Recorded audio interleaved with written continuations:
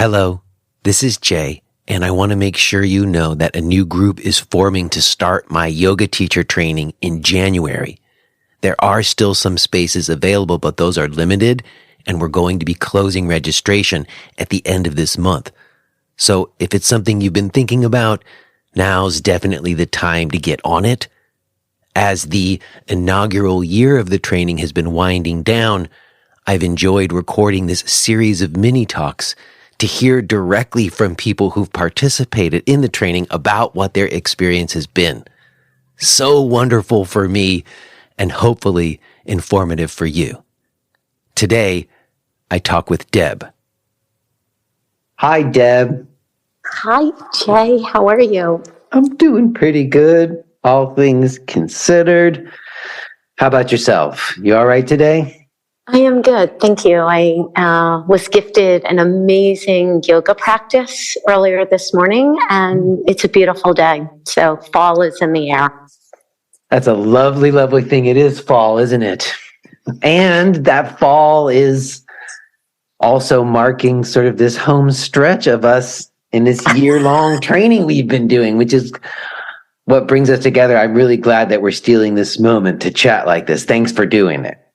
Thanks for letting me. And I've really enjoyed a different level of the seasons because of this specific year-long study. It's really made the seasons come alive in a different way. And it's interesting.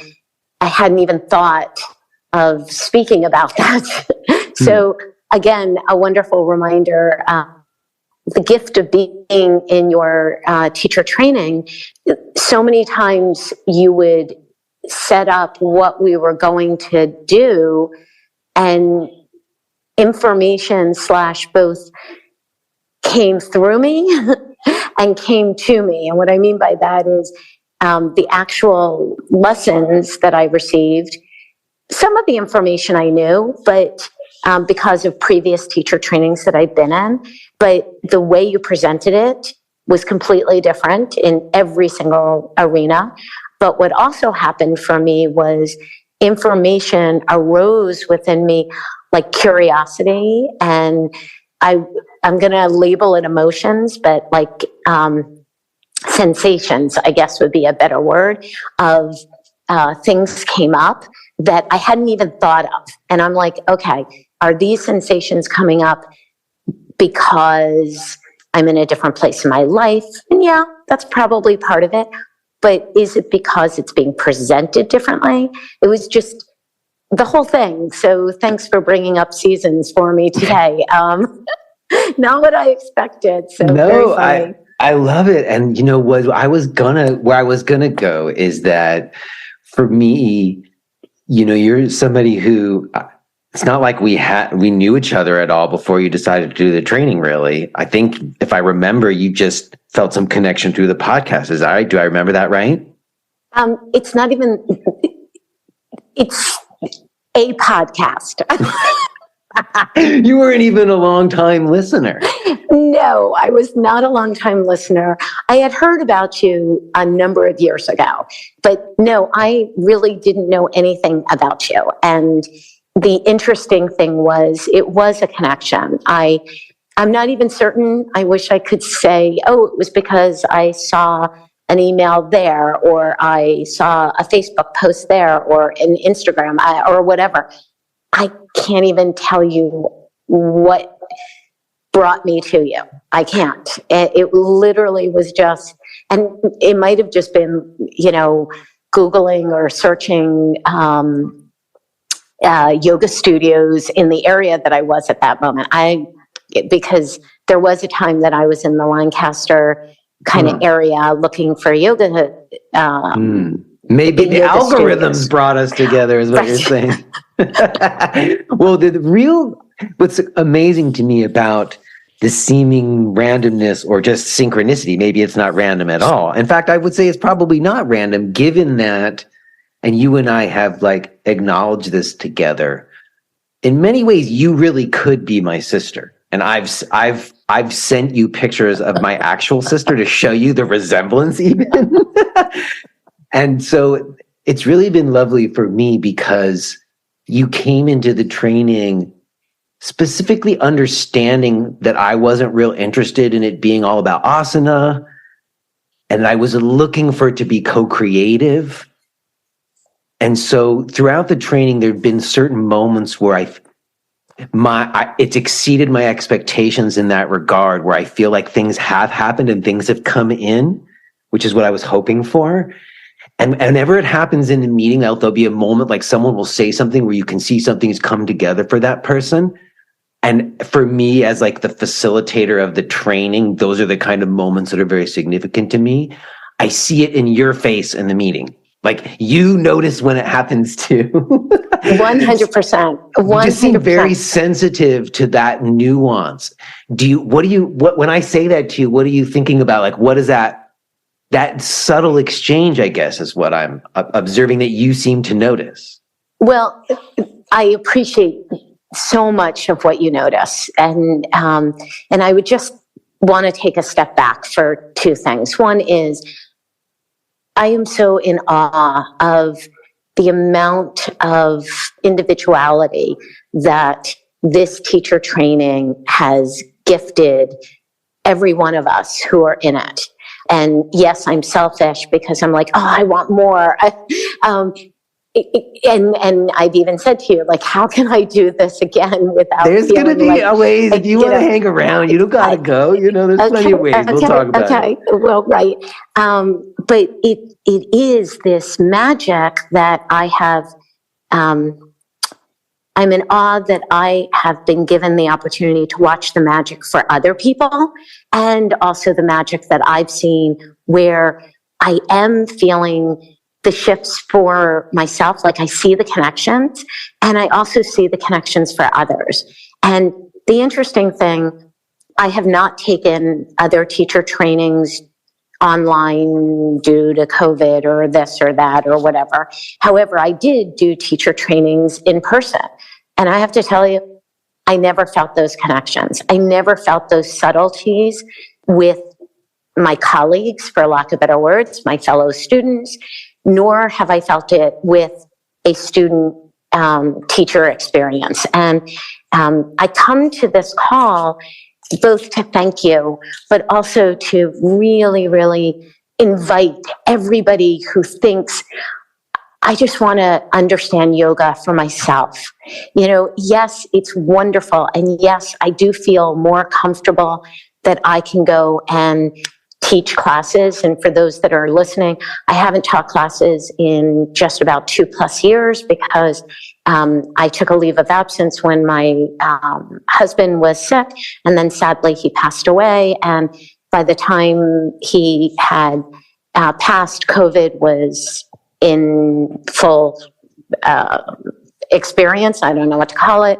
Anyway, and so studios were closed and my opportunity to teach didn't exist. And so my opportunity now is just slowly starting, if I'm so inclined. And I've taught a few classes and I feel so much more comfortable and confident as a teacher, having not taught for a period of time and not knowing if I ever could teach, because I didn't know if I could hold that space. But one of the things that you've clearly brought to me and each one of us who has been in the program, our confidence in ourselves, and then the teaching comes.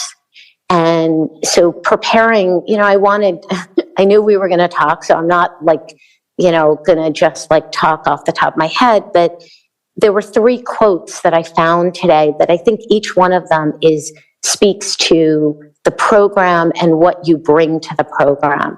And the first is from somebody I know you value greatly, T. Krishnamacharya, and it's teach what is inside you, not as it applies to you, but as it applies to the other.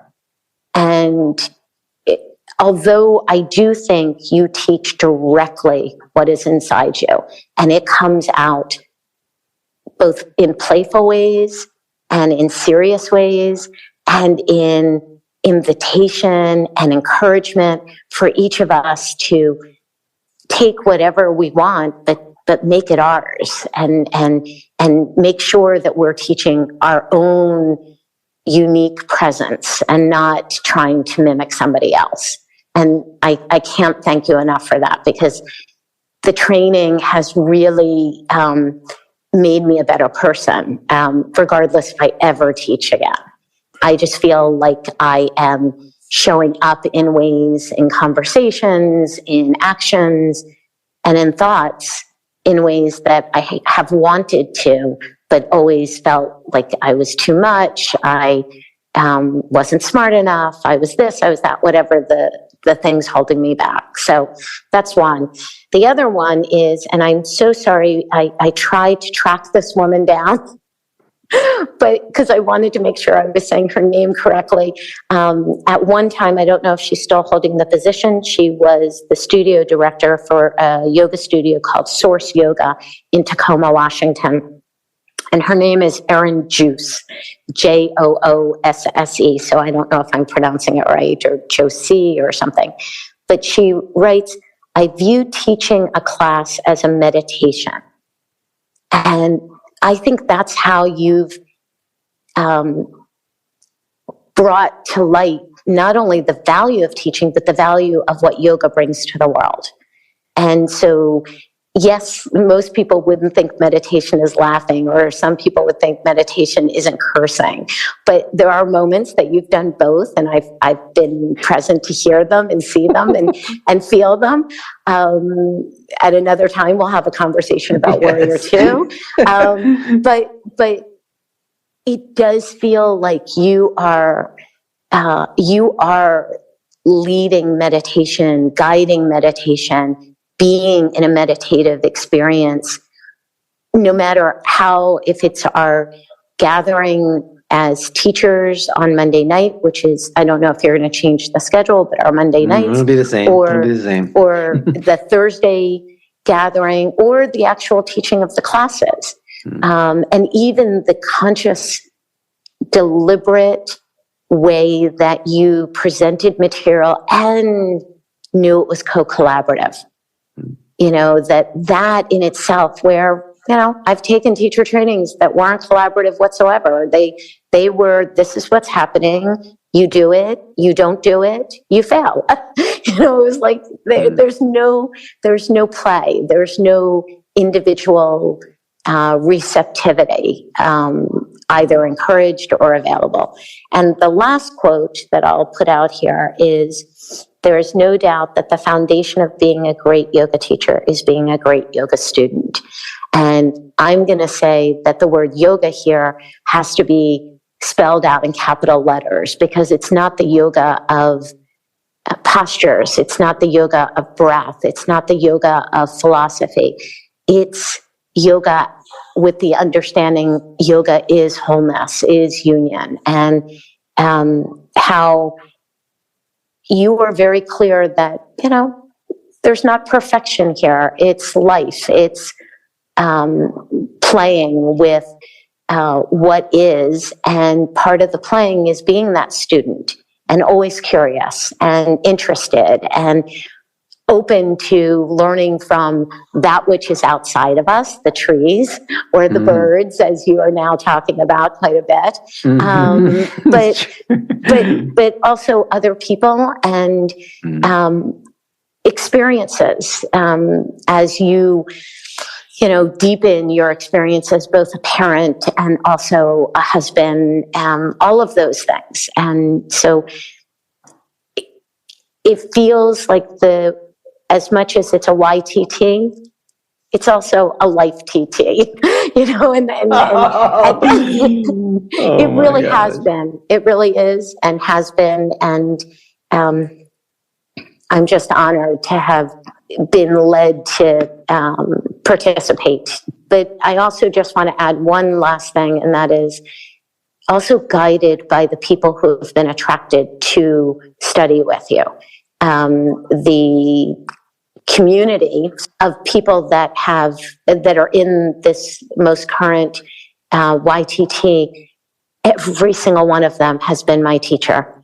And that's not to take away from you as the teacher, but really for you to kind of celebrate that you have gathered this group of people to know that each one of us is there for a reason.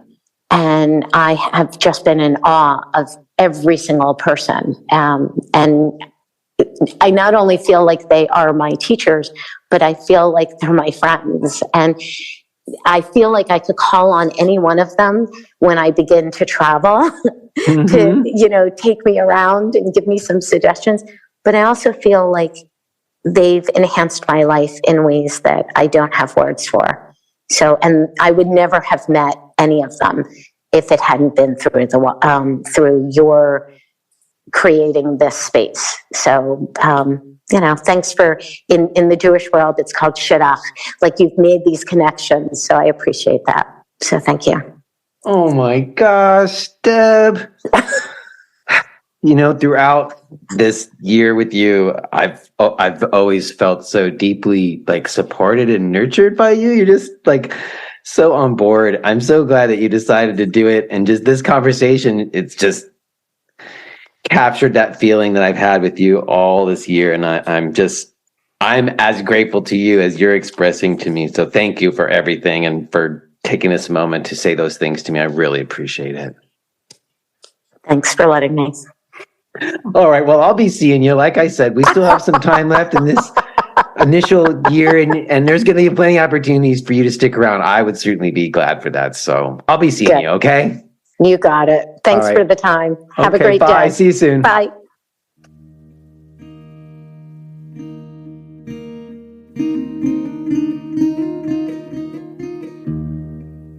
All right.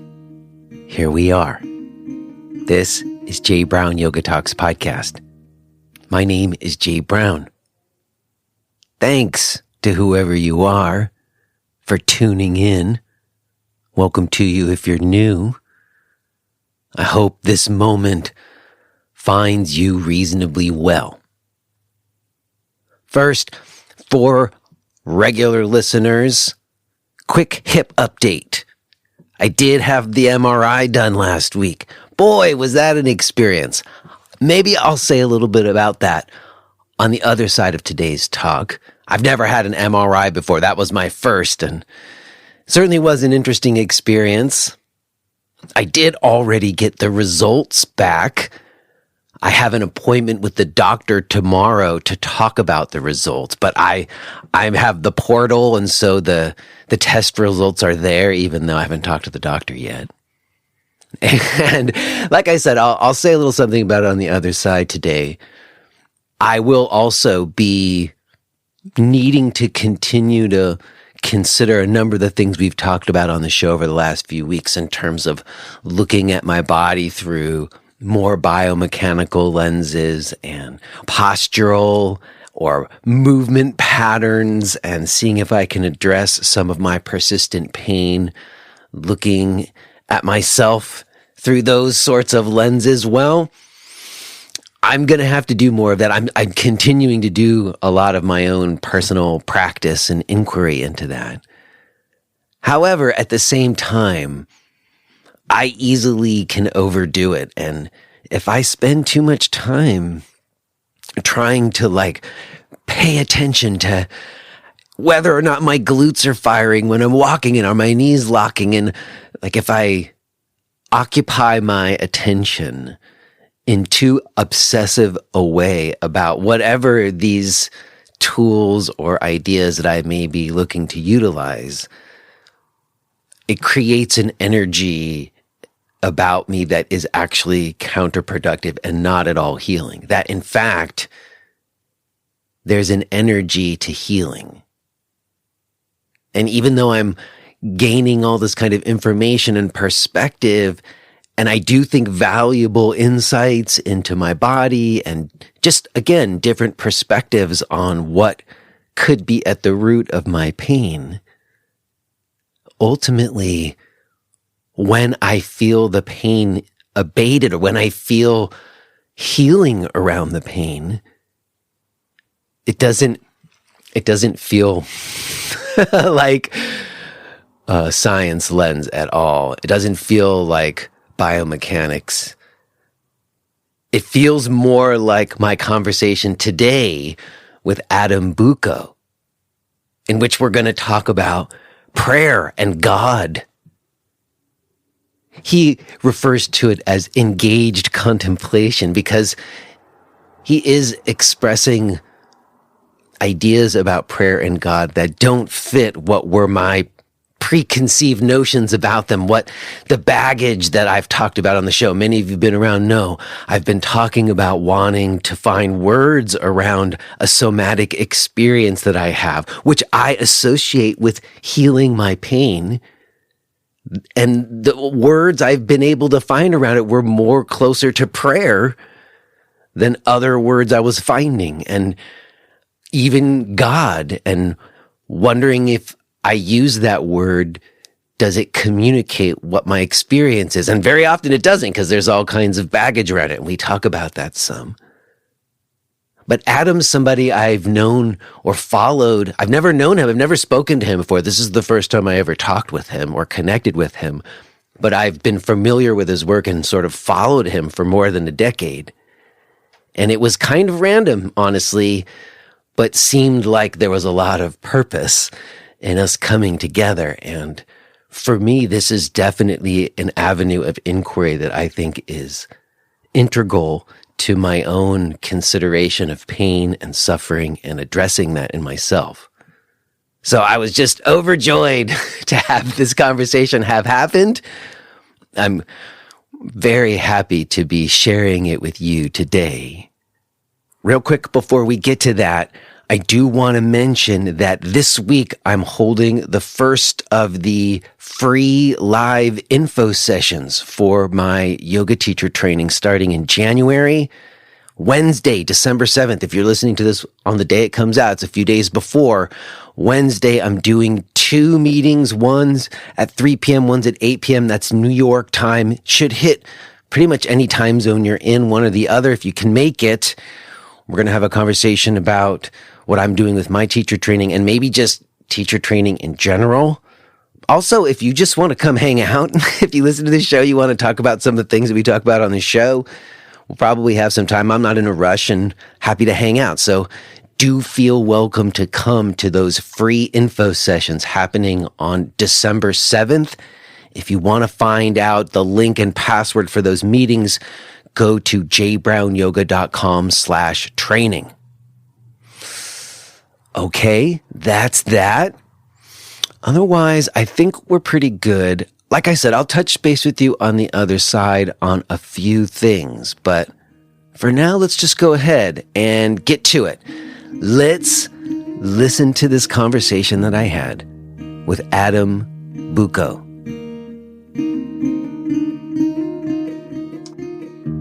Hello, Adam. Hey.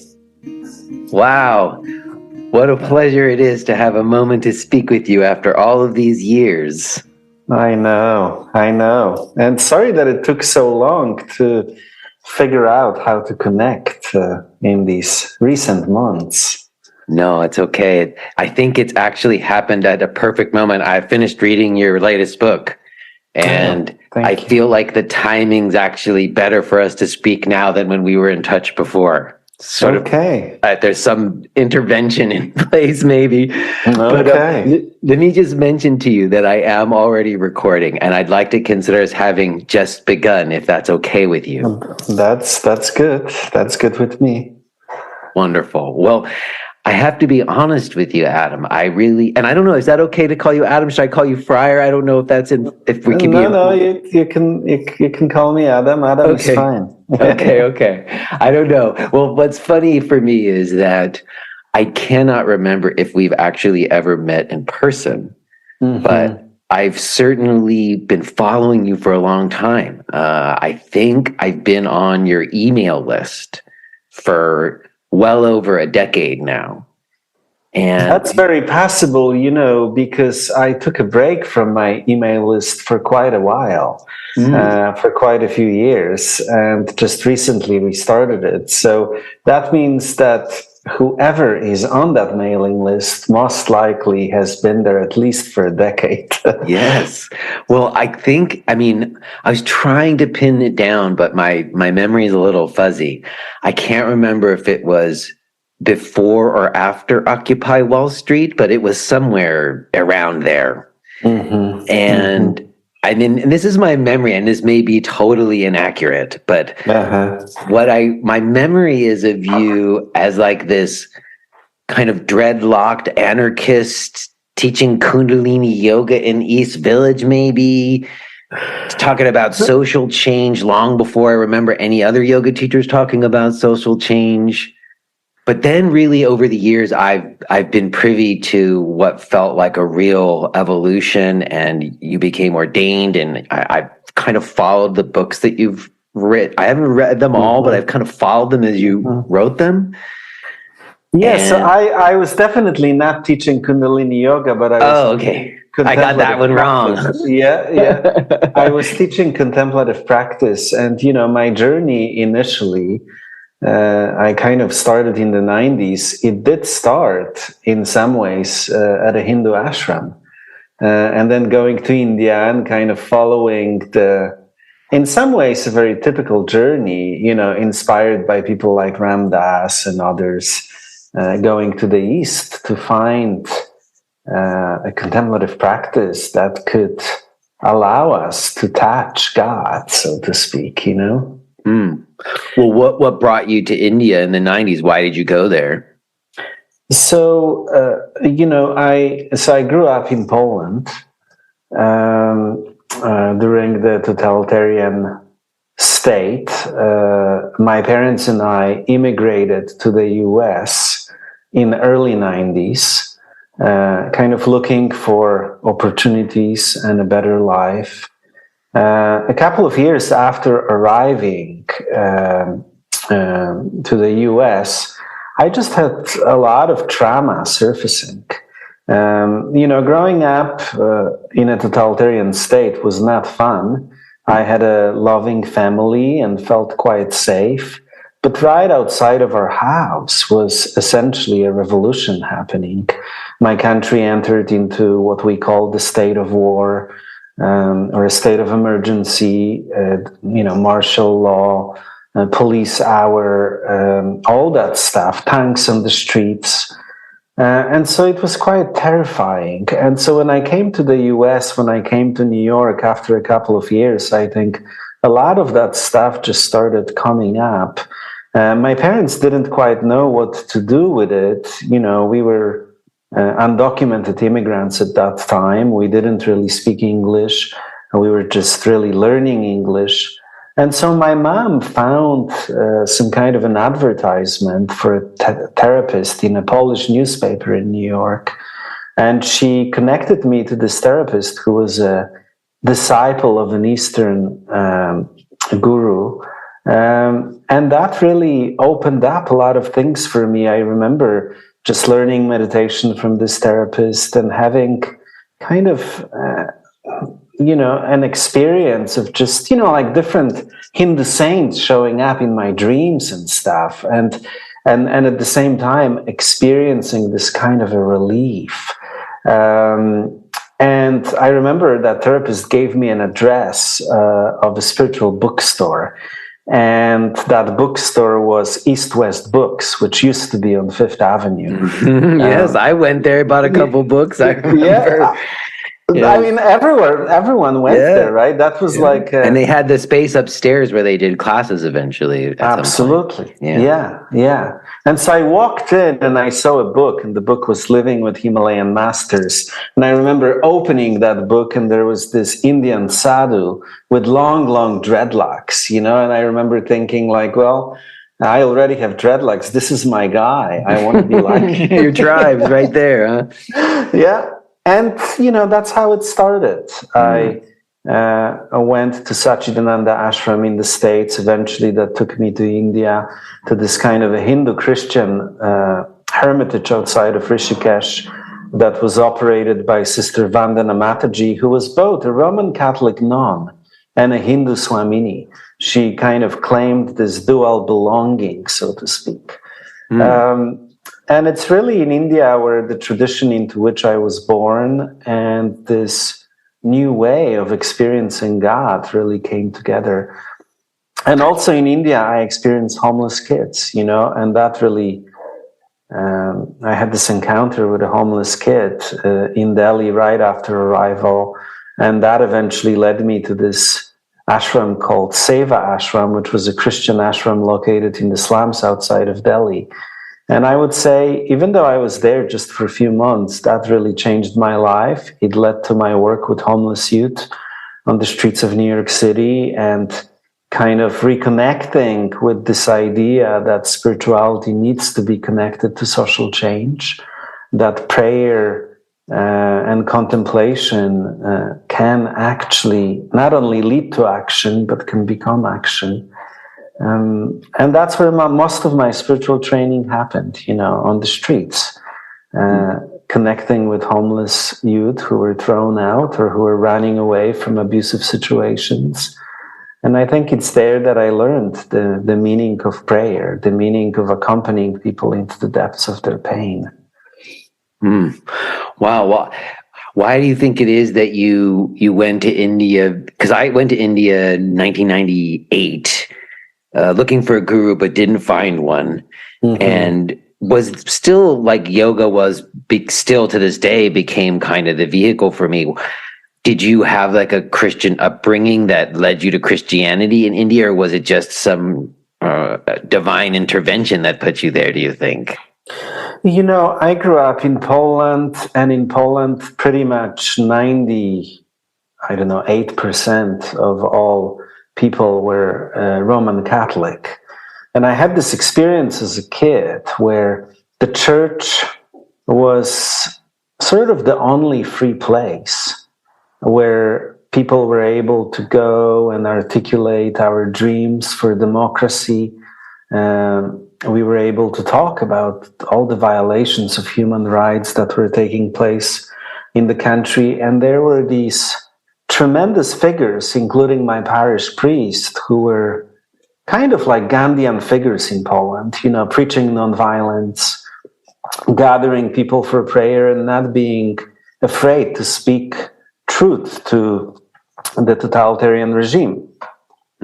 And so, as a kid, in a way, I realized that I have a couple of different choices. One choice was to follow in the footsteps of them and the people who were gathering around them, or just giving up, which I saw a lot of my friends do, drinking myself into numbness, so to speak, because of all the violence around us. And so I was inspired by those early examples of priests. And as a kid, I remember building a little altar at home and trying to do what the priest in church did, like trying to say mass, wrapping myself in a blanket and what kids do. But I remember one of those experiences, it felt like a real encounter with the divine, with the sacred. It felt like even though everything was falling apart around me, nonetheless, there was this something bigger than me that was holding me and reassuring me, this kind of a motherly presence that I would now call God, And so I had this Christian background. At the same time, when I reached my teenage years, the system changed. The church was trying to take over the country and moved from this kind of a supportive presence to almost acting like an abusive parent. So all of my peers and we joined the anarchist movement and basically showed the finger to the church. It's like we're not down with that. We did not give up on our spirituality, but we wanted to do it differently, and that's where the Eastern influences started coming in. We also had quite a few Rastafarians from Jamaica and England coming to Poland, and in support of the pro-democracy movement and influencing Polish youth with things like vegetarianism, growing dreadlocks and adopting kind of a liberation theology interpretation of the Gospels, about, turning it kind of, looking at it through a political lens. Mm-hmm. But so, when I went to India, or actually initially when I went to Satchidananda Ashram in the US, I was sort of out of the church, but not necessarily disconnected from my early spirituality. And when I encounter Hindu spiritual teachers, they basically encouraged me to reconnect with my roots, saying, what you're learning here is very nice, but why don't you read St. John of the Cross? Have you heard of Father Bede Griffiths? Have you heard of a Christian contemplative tradition? And that's how I reconnected. It was so interesting on a couple levels. One, I did have not the same experience, but an experience of similar sort when I went to India, just because I had never really traveled from America before, and to just experience life there and realize the privilege I was born into. It was very earth-shattering to experience levels of poverty that I had never seen before, and I think that that there was an imprint on me because of that experience of just like the injustice in the world that certainly shapes a sense of purpose that one might have in life. And I think that one of the things you said just now that I found very intriguing is that you equated God with a motherly presence. And I've been talking about it on the show quite a bit about how a lot of yoga teachers don't use the word God because of all the kind of baggage that sometimes has around that word. Yeah. But when it's a motherly presence, a lot of yoga teachers are very comfortable with that idea. So I think that it's interesting to me that, and you wouldn't know this, but in the last few years in particular, and it's why your most recent book resonated with me so much, I have wanted to embrace words like prayer and spirit and even God in a way that I hadn't before. I think because I kind of rejected the religion of my parents when I got to yoga. But it's interesting also to me how you, again, as you said, have had a long history of real work on the ground, helping people. And I remember you co-founded something, what was it called? The Reciprocity Foundation? Is that what it was called? Yes. When was that? Was that before or after Occupy Wall Street? I can't remember. So it started in 2004, which was, and it was an organization for homeless youth, largely BIPOC, LGBTQ youth who ended up on the streets for a variety of different reasons, oftentimes kicked out of their homes. And what we were doing connected with Occupy Wall Street kind of almost a decade later, in the sense that we've noticed that when Occupy Wall Street started, a lot of our kids decided to leave homeless shelters and to move to Zakoti Park. And it was very interesting. I remember the first time that I heard about Occupy Wall Street, my friend Mona El-Tahawi, who is an Egyptian feminist writer and who was sort of kind of a voice of the Arab Spring during that time, especially on MSNBC.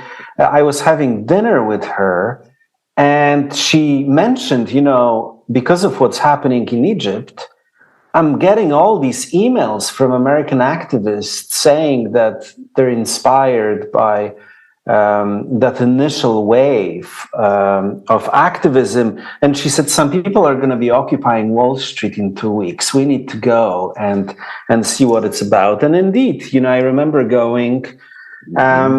And initially, the first time that I went, it was sort of interesting.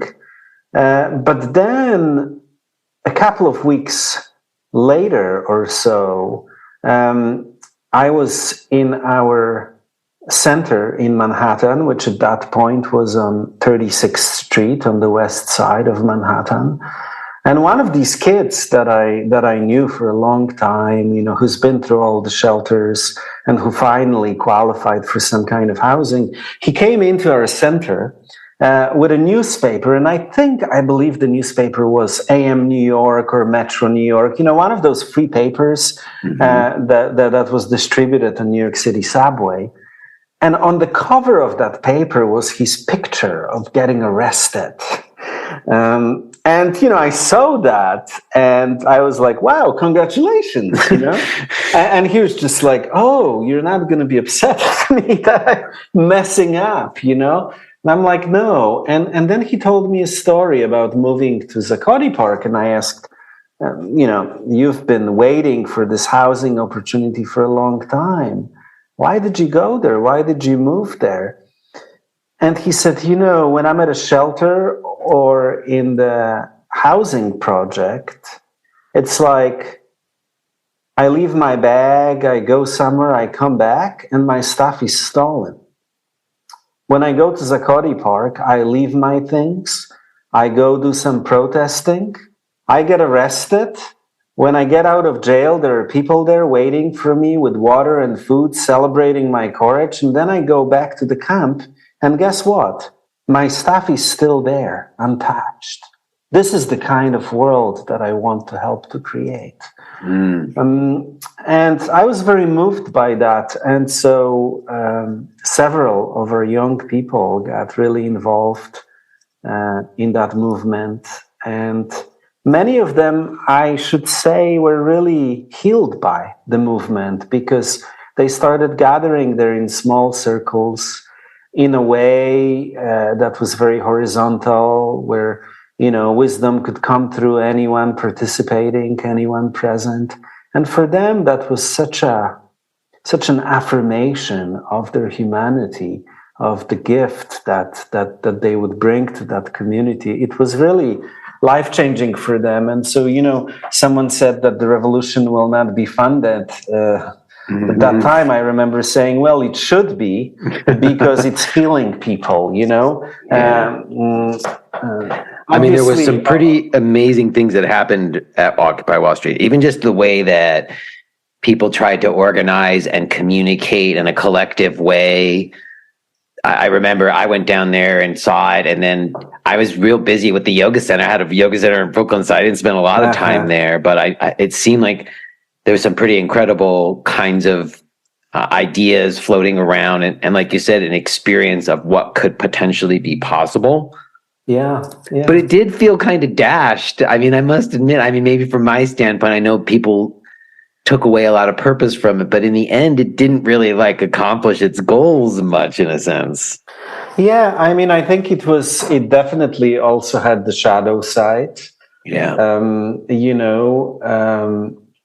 Also a lot of kind of unprocessed trauma showed up. Yeah, for sure. In the camp. And I think that also the political establishment was not very supportive of it. On the right, people immediately started criticizing it, but also on the left, I think the moment it became clear that this is not just a movement to re-elect the Democratic president, and that in fact, some of the people there are not even interested in getting involved in politics or legitimizing the political process. They were more interested in building an alternative. I think, the media, even on the left, became very, very critical of it. And I think that didn't help to see what, for that something that I think we all sow the seeds of there to grow. I have to say, a lot of the people involved in that movement have given birth to a lot of interesting projects and things. But I think what we've learned is that, these uprisings happen. And then after that, we need to do the real work. And a lot of the real work needs to also include the real work of healing and spiritual development. And also learning from the lessons of what didn't work with Occupy Wall Street and other movements, and trying to figure out how to organize in a more sustainable way, how to develop leadership in a way that is maybe not so reactive at times, Yeah, I think that's true. I know a lot of folks in my circles who are just leading small little circles, small little sanghas. Everybody's moving towards what I think one of the things that Occupy Wall Street was really trying to explore is a kind of co-creative like you said, what do you call it? A horizontal structure. Yeah. And in order to do that, it has to have evolution has to unfold and be co-creative. So if like the powers that be are like, well, what are your objectives? We're like, well, I don't know. We have to co-create them together. You know, it is a scaling that, like bringing the kibbutz to the whole society is an interesting challenge. And I know a lot of people, mainly because of what's happened over the last few years, have actually found smaller circles rather than trying to reach out to bigger groups, and are finding a lot more kind of support in that situation. Yeah, and you know, I am a big fan of how the 12 steps movement is organized, and also this organizing method that was developed by the Momentum training, where essentially you have a lot of things in place in terms of the DNA, the processes, something that holds things together, but within that you have a lot of freedom. But like with the 12 steps, the process is very clear. The checks and balances are very clear. So there's a lot of freedom within it, but at the same time, the group can't be hijacked and turned into something that it's not supposed to be. And I think that we are all figuring out how to do that in a decentralized way, but also in a way that can, help us to move forward, both in terms of our internal and personal healing, but also societal change. And God knows, I mean, the world doesn't seem to be doing so well. No, not at all. Well, I'm looking at my notes here, and I remember you wrote 2 books, not that a few years after Occupy Wall Street. One of them was called Occupy Spirituality, and one of them was called The New Monasticism, I think. And I guess my curiosity there was the Occupy Spirituality coming out of that experience at Occupy, and like a spirituality for the youth. And I guess my question also, again, my memory's so fuzzy. Were you already ordained when you wrote The New Monasticism, or did that happen afterwards? No, that happened afterwards. Yeah. So Occupy Spirituality was, in a way, a book. It was a dialogue between an elder, Matthew Fox, who was a Roman Catholic priest and a well-known theologian who pissed off the Pope and got kicked out of the Roman Catholic Church and moved to the Episcopal Church as a result. As he says, the Episcopal Church offered him a religious asylum, so to speak. And part of the reasons why he got kicked out was because he was challenging some things in the Roman Catholic Church. And so it was a dialogue between Matthew Fox and I. And we were inspired by the Occupy movement, but we actually started writing the book before the Occupy movement started. We were just both, as we worked with young people, we saw that something was shifting among young people in terms of how they were doing spirituality.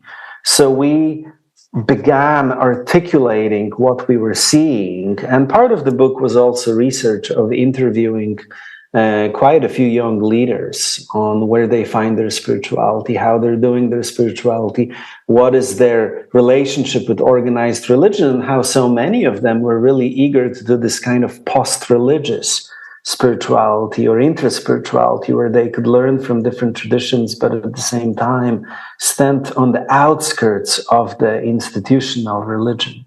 And so the book is about that. It's a book about finding one's calling, experiencing the divine through one's calling, and then developing spiritual practices that can keep one connected to that experience of being helped by the divine, and then sent into the world to be God's partners in transfiguring the world, so to speak. The New Monasticism book is about translating our monastic traditions, and it is kind of based, largely on the Christian tradition, but it incorporates a lot of stuff from the Eastern traditions, as well as, Hinduism, Buddhism, Sufism, and etc. And it's a proposal for a spirituality for people who don't feel connected to any of the institutional churches or temples or whatnot. Because what we discovered is that many people are interested in spirituality, but it's actually very difficult to receive proper spiritual formation or proper spiritual training when one can actually really grow, when one can find mentors and teachers, when one can cultivate some kind of a small community of accountability, mutuality, and trust. And so that book on new monasticism is a proposal how one could do that outside of organized religion, but deeply drinking from the wisdom of our traditions, at least the good kind of the gifts of our traditions, you know. And then I got ordained, you know, after that. And the ordination process for me was really, as I was working with homeless youth, and for me, that was my place of meeting God.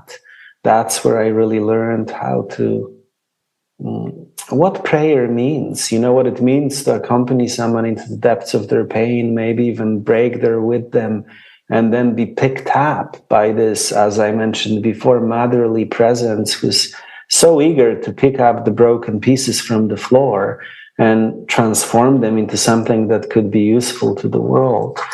You know, as I continued to work with homeless youth, at some point, that grace just kind of stopped. And it was very clear that I'm being called somewhere else, but I didn't know where yet. And so I sat with that, in that kind of space of not knowing for a couple of years. And then the calling for priesthood reemerged. I felt it as a child, but then I kind of buried it as the church is not always the healthiest of organizations, you know? If you are hearing this message, then you're listening to the free version of J. Brown Yoga Talks. To hear the rest of our conversation, please subscribe to Podcast Premium at jbrownyoga.com/premium.